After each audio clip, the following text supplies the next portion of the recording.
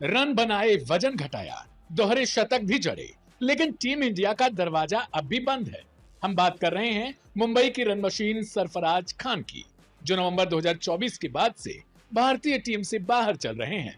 लेकिन अब इस खिलाड़ी के हक में एक ऐसी आवाज उठी है जिसे नजरअंदाज करना चयनकर्ताओं के लिए आसान नहीं होगा। सरफराज खान इन दिनों घरेलू क्रिकेट में आग लगा रहे हैं। विजय हजारे ट्रॉफी में 157 रनों की पारी हो या फिर रणजी में हैदराबाद के खिलाफ 227 रनों का मैराथन दोहरा शतक, सरफराज का बल्ला रुकने का नाम ही नहीं ले रहा। यही नहीं, अपनी फिटनेस को लेकर आलोचना झेलने वाले सरफराज ने अपना वजन भी काफी कम कर लिया है। बावजूद इसके सिलेक्टर्स की तरफ से उन्हें सिर्फ निराशा मिली है। लेकिन इस मुश्किल वक्त में भारत के पूर्व कप्तान मोहम्मद अजहरुद्दीन सरफराज के सपोर्ट में खुलकर सामने आ गए। स्पोर्ट्स स्टार की रिपोर्ट के मुताबिक अजहरुद्दीन ने चीफ सिलेक्टर अजीत अगरकर से खास गुजारिश की है। अजहर ने साफ कहा है कि सरफराज को भारत के लिए सफेद जर्सी पहनने का एक और मौका मिलना चाहिए। अजहर का मानना है सरफराज एक ऐसे अटैकिंग प्लेयर हैं जो पल भर में गेम की सिचुएशन को बदल देते हैं। उन्हें गेंदबाजों का दबदबा पसंद नहीं है और यही एटीट्यूड टीम इंडिया को चाहिए। आपको बता दें कि हाल ही में सरफराज ने रिवर्स स्विंग सीखने के लिए अजहरुद्दीन से मुलाकात भी की थी। वो अजहर से मिलने के लिए 45 मिनट तक इंतजार करते रहे, जिससे पूर्व कप्तान उनकी सीखने की भूख के मुरीद हो गए। सरफराज ने अजहर से मुलाकात पर क्या कहा था? मैंने अपने करियर में ज्यादा रिवर्स स्विंग नहीं खेली है, लगभग बिल्कुल नहीं। अच्छा हुआ कि मैं मैच से एक दिन पहले अजहर सर के पास गया। मेरी इच्छा थी कि उनसे एक सही क्रिकेटिंग बातचीत के लिए मिलूं। मैं उनसे उनके ऑफिस में मिला था। सरफराज ने फरवरी 2024 में डेब्यू के बाद 6 टेस्ट खेले, जिसमें 1 शतक और 3 अर्धशतक शामिल हैं, लेकिन निरंतरता की कमी बताकर उन्हें ड्रॉप कर दिया गया था। अब जब अजहरुद्दीन जैसे दिग्गज ने अगरकर की कमेटी को सलाह दी है, तो देखना दिलचस्प हो जाता है कि क्या सरफराज का वनवास खत्म होगा या नहीं। घरेलू क्रिकेट में रनों का पहाड़ खड़ा करने वाले सरफराज खान को क्या एक और मौका मिलना चाहिए? और अजहरुद्दीन की इस मांग पर आपकी क्या राय है? कमेंट बॉक्स में जरूर बताएं।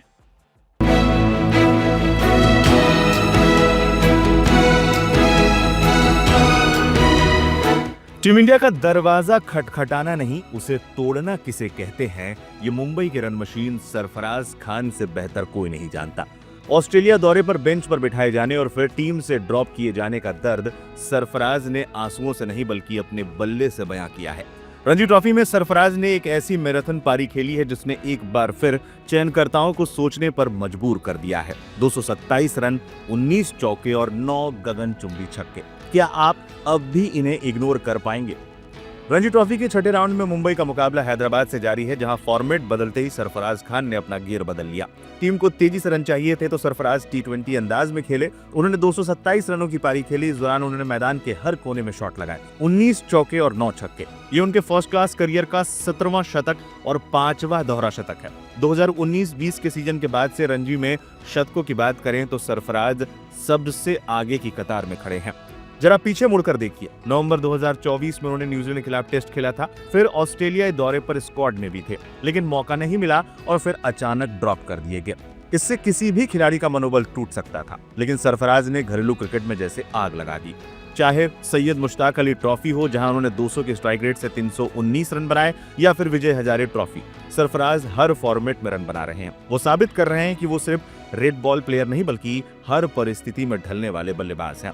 उनकी इसी काबिलियत को पहचाना है चेन्नई सुपर किंग्स ने। आईपीएल 2026 के ऑक्शन में सीएसके उन्होंने 75 लाख के बेस प्राइस पर अपनी टीम में शामिल किया है। घरेलू क्रिकेट में रनों का पहाड़ खड़ा करने वाले सरफराज अब येलो जर्सी में भी धमाल मचाने को तैयार हैं। लेकिन असली सवाल अब भी वही है, क्या घरेलू क्रिकेट के डॉन ब्रैडमैन कहे जाने वाले सरफराज को टीम इंडिया में अब वो सम्मान और मौका मिलेगा जिसके वो हकदार हैं? आंकड़े झूठ नहीं बोलते और सरफराज का बल्ला खामोश रहने को तैयार नहीं है। ड्रॉप होने के बावजूद जिस तरह का जज्बा और निरंतरता उन्होंने दिखाई है वो काबिले तारीफ है। अब गेंद चयनकर्ताओं के पाले में है। क्या वो इस 227 रनों की गूंज सुनेंगे या एक बार फिर अनदेखा करेंगे?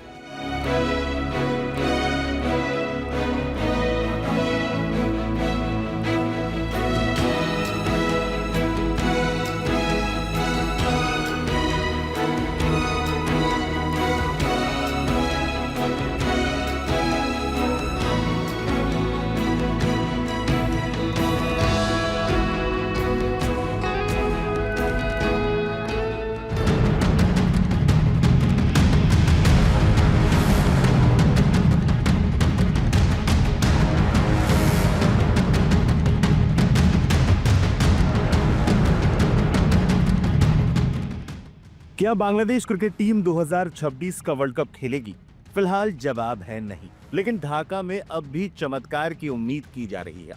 एक तरफ आईसीसी की सख्त डेडलाइन और दूसरी तरफ बांग्लादेश सरकार की जिद। इन सब के बीच बीसीसीआई और भारत सरकार की खामोशी ने बांग्लादेश क्रिकेट बोर्ड को उस चौराहे पर लाकर खड़ा कर दिया है जहां से पीछे हटना मुश्किल है। क्या है पूरा विवाद और क्यों बांग्लादेश अब फेस सेविंग का रास्ता तलाश रहा है? बांग्लादेश क्रिकेट बोर्ड ने ऐलान कर दिया है कि सुरक्षा कारणों से उनकी टीम भारत नहीं जाएगी, लेकिन हकीकत यह है कि उन्होंने अब तक आईसीसी को आधिकारिक तौर पर ना नहीं कहा है। आईसीसी ने अपना रुख बुधवार को ही साफ कर दिया था, मैच भारत में ही होंगे और शिफ्ट नहीं किए जाएंगे। बीसीबी को जवाब देने के लिए 24 घंटे का अल्टीमेटम दिया गया था, जो खत्म हो चुका है। नियम साफ है, जैसे ही बांग्लादेश औपचारिक लिखित सूचना देगा, आईसीसी तुरंत उनकी जगह एक नई टीम का ऐलान कर देगी। लेकिन बांग्लादेश अब भी आखिरी पल में किसी समझौते या चमत्कार के इंतजार में है। दरअसल बांग्लादेश को उम्मीद थी कि भारत सरकार या बीसीसीआई उन्हें मनाने की कोशिश करेंगे, लेकिन भारत ने उन्हें तनिक भी भाव नहीं दिया। बांग्लादेशी सरकार, खासकर खेल सलाहकार आसिफ नजरुल, एक फेस सेविंग का रास्ता खोज रहे थे। वो चाहते थे कि भारत सुरक्षा का कोई विशेष आश्वासन दे ताकि वो अपने देश में जनता को बता सकें कि उनकी शर्तें मान ली गई हैं। लेकिन भारत की चुप्पी ने इनकी उम्मीदों पर पानी फेर दिया। बीसीसीआई का मानना है कि अगर वो बांग्लादेश को मनाने जाते हैं तो इसका मतलब होगा कि वो स्वीकार कर रहे हैं कि भारत में सुरक्षा की कमी है। बीसीसीआई अध्यक्ष मिथुन मन्हास ने तो इस मुद्दे पर सवाल को सिरे से नजरअंदाज ही कर दिया। बांग्लादेश के खेल सलाहकार आसिफ नजरुल ने क्या कहा? मुझे लगता है कि हमें आईसीसी से न्याय नहीं मिला। हाल के दिनों में भारत में ऐसा कुछ भी नहीं हुआ है जिससे लगे कि वहां सुरक्षा के लिहाज से चीजें बदली है। आईसीसी ने हमें आश्वस्त करने का प्रयास नहीं किया। इस पूरे विवाद की जड़ में बांग्लादेश सरकार द्वारा उठाया गया मुस्तफिजुर रहमान का मुद्दा है। खेल सलाहकार आसिफ नजरुल का आरोप है कि आईपीएल के दौरान मुस्तफिजुर को कट्टरपंथियों के दबाव में भारत छोड़ना पड़ा था।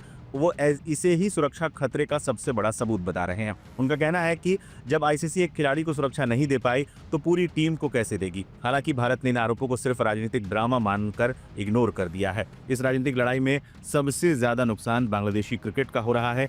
रिपोर्ट के मुताबिक खिलाड़ी वर्ल्ड कप खेलना चाहते थे। पूर्व कप्तान तमीम इकबाल ने तो बोर्ड को आगाह किया था कि ठंडे दिमाग से फैसला लें वरना असर 10 साल तक दिखेगा। हैरानी की बात यह है कि बीसीबी के एक अधिकारी ने तमीम को इसके लिए भारत का एजेंट तक कह दिया था। बोर्ड ने यहां तक धमकी दी थी कि नहीं खेलने पर खिलाड़ियों को वित्तीय नुकसान की भरपाई नहीं होगी, जिसके बाद खिलाड़ियों ने विद्रोह कर दिया था।